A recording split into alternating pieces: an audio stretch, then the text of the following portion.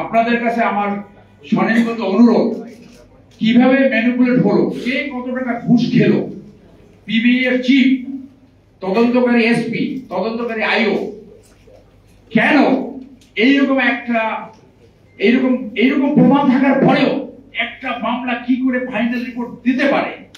আজকে যে আকাঙ্ক্ষায় গণ অভ্যুত্থান হয়েছে, বাংলাদেশে এমন একটা পুলিশি ব্যবস্থা থাকতে হবে আর যাতে কেউ ঘুষ খেয়ে অন্যায্য তদন্ত না দিতে পারে, ঘুষ খেয়ে বিচার প্রতিহত না করতে পারে। আমি শুরুতে এটুকুই বললাম। এখন আজকের মূল বক্তব্য নুসরাত মুনিয়ার বোন আপনাদের সামনে তুলে ধরবে। মুনিয়ার বোন মামলার বাদী। আসসালামু আলাইকুম সবাইকে। এই সময় একটু বেশি হতে সেজন্য আমি দুঃখিত আপনাদের কাছে। প্রিয় সুধী এবং সম্মানিত সাংবাদিক ভাই ও বোনেরা, আসসালামু আলাইকুম। আমি জানি আমার কতটা চাপ, ঝুঁকি এবং সীমাবদ্ধতা সত্ত্বেও আমার বোন মুনিয়াকে ধর্ষণ ও হত্যা করার ঘটনার পর আমাদের পাশে দাঁড়িয়েছিলেন। আপনাদের সহযোগিতা ছাড়া আমার বোনের এই ইস্যুতে দেশবাসীকে এভাবে বসুন্ধরার কুখ্যাত এমডি সায়াম সুবহান আনভীরের বিরুদ্ধে সোচ্চার করানো যেত না।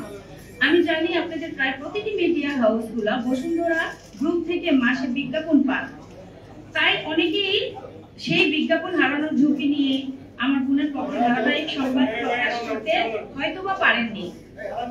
তথাপি সেই সীমাবদ্ধতা নিয়েও ডেইলি স্টার, মানবকণ্ঠ, প্রতিদিনের বাংলাদেশ আরো অন্যান্য ইত্যাদি পত্রিকায়, RTV, green TV, Gandhi TV ইত্যাদি গণমাধ্যম সোচ্চার কণ্ঠে আমার বোনের বিষয়টি দেশবাসীকে জানিয়েছেন।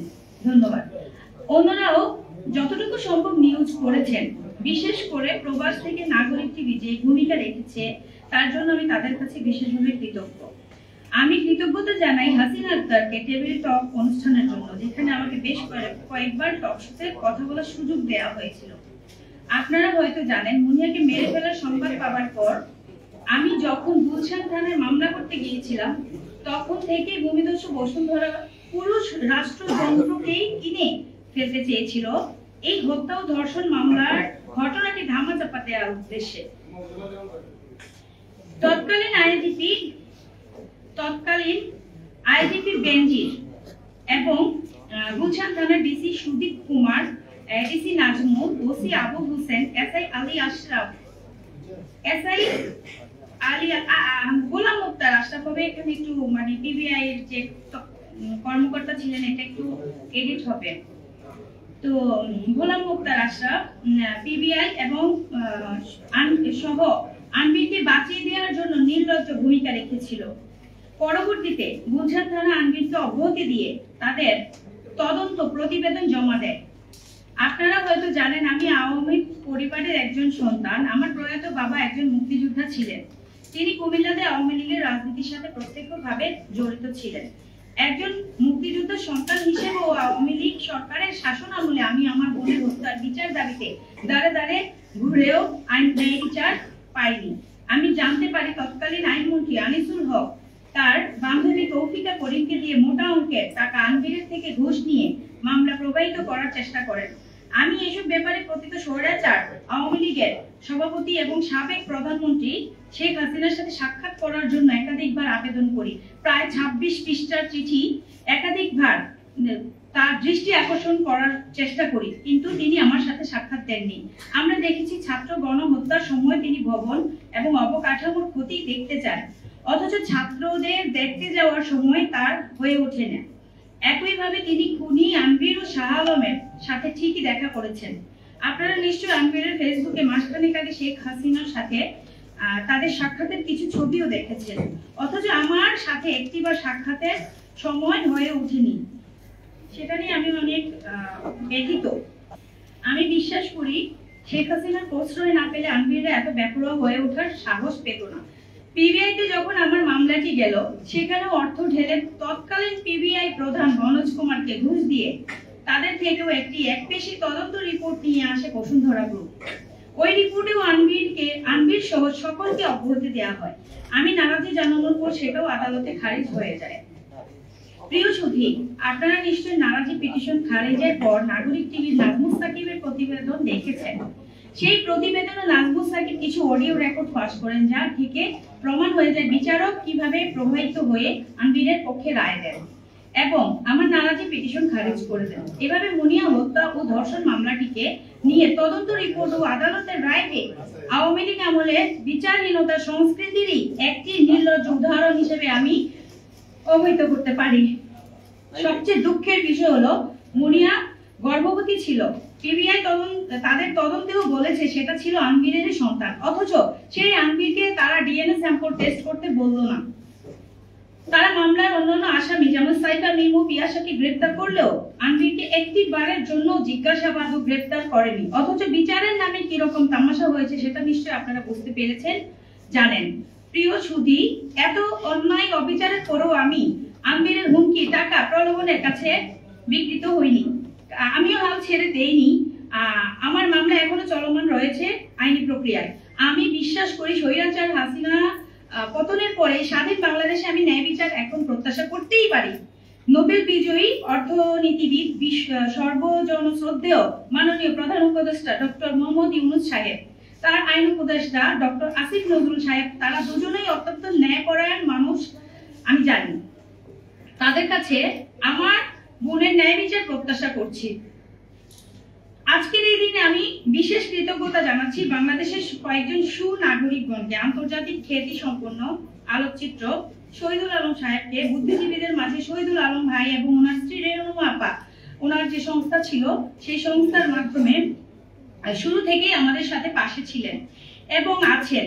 ওনারা মুনিয়া ইস্যুতে আমার সাথে কাঁধে কাঁধ মিলিয়ে লড়াই করে যাচ্ছেন। আমি বিশ্বাস করি আমাদের এই লড়াই আজ আর একার লড়াই নয়। মুনিয়া ন্যায় বিচার নিশ্চিতের মাধ্যমে দেশের বিচারহীনতার সংস্কৃতি বন্ধ হবে। এটাই হোক আমাদের সকলের প্রত্যাশা। আমি আপনাদেরকেও সাথে আশা করছি। আমি এই সরকারের সংশ্লিষ্টদের অবিলম্বে আনবির ও তার পিতা ভূমিদস্যু বসুন্ধরার চেয়ারম্যান শাহ আলম ও সহ অন্যান্য সহযোগীদের গ্রেফতার করে মুনিয়ার ধর্ষণ ও হত্যা মামলার আসামি হিসেবে তাদের জিজ্ঞাসাবাদ ও হত্যার বিচার নিশ্চিতকরণের জন্য আবেদন করছি। এতক্ষণ আমার বক্তব্যটি শোনার জন্য আপনাদেরকে ধন্যবাদ জানাচ্ছি। আমাদের কোনো প্রশ্ন থাকলে আপনারা আমাদের আইনজীবী advocate Mohammad Shah Abdul Kayum, advocate barrister M Sarwar Hossain সহ আরো অ্যাডভোকেটগণকে প্রশ্ন করতে পারেন।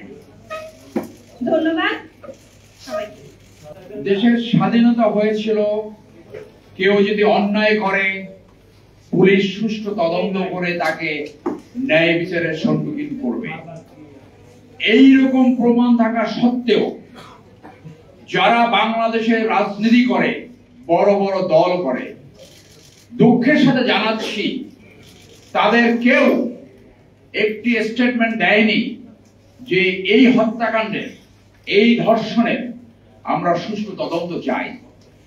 আপনারা জানেন পৃথিবীর উন্নত দেশে কোন একজন নাগরিক হত্যাকাণ্ডের শিকার হলে সরকার প্রধান স্টেটমেন্ট দেয় যে ন্যায় বিচার নিশ্চিত করা হবে।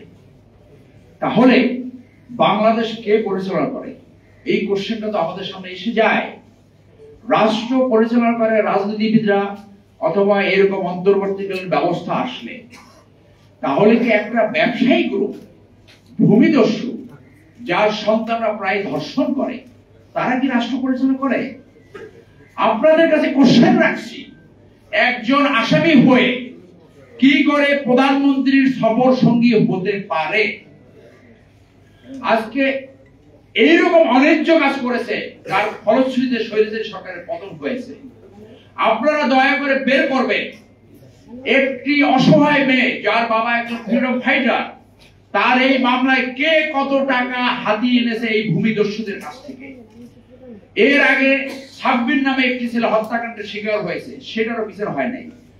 তাহলে তারা কি রাষ্ট্রযন্ত্রের সেই শক্তিশালী? তারপরে যে একজন ব্যবসায়ী ছেলে, এইভাবে তো একটা রাষ্ট্র চলতে পারে না। আজকে মুনিয়া হত্যাকাণ্ডের শিকার হয়েছে এই ধর্ষণকারী, অনেক জায়গায় বলে বেড়ায় তার নাকি হাজার হাজার গার্লফ্রেন্ড। এইরকম অনৈতিক লোক যারা ব্যবসা, রাষ্ট্রযন্ত্র, ভূমি দখল, যাদেরকে সব জায়গায় অনৈতিকতা ঢুকিয়ে দেয়। আপনারা এই পরিবর্তিত পরিস্থিতিতে ন্যায় বিচারের স্বার্থে আপনারা দাঁড়ান। আপনারা রাষ্ট্রের চতুর্থ স্তম্ভ। আপনারা যদি সাপোর্ট দেন তাহলে আমরা ন্যায় বিচার পাবো। আমি মনে করি আজকে আইন উপদেষ্টা এবং প্রধান উপদেষ্টার কাছে আমি আহ্বান রাখবো, আজকে এই হত্যাকারী এবং ধর্ষণের যারা আসামি তাদেরকে গ্রেফতার করুন এবং মামলা আপনারা অ্যাডমিনিস্ট্রেটিভ আদেশের মাধ্যমে পুরো তদন্তে পাঠান। না হলে এই ধর্ষণকারীরা আজকে মুনিয়া, কালকে আরেকজন, পরশু আরেকজন, এই ঘটনা বাংলাদেশে যাতে আর কোনোদিন না ঘটে সেই রাষ্ট্র ব্যবস্থা আমরা চাই। বাংলাদেশে কোন পুলিশ, কোন তদন্তকারী অফিসার ঘুষ খেয়ে মামলার ন্যায্যতা নষ্ট করবে, মামলার আসামিকে বাঁচিয়ে দেবে, এইটা আমরা এই বাংলাদেশে আর কোনোদিন দেখতে চাই না। আপনারা সবাই এখানে আসছেন, আবারও আপনাদের কাছে কৃতজ্ঞতা এবং ধন্যবাদ।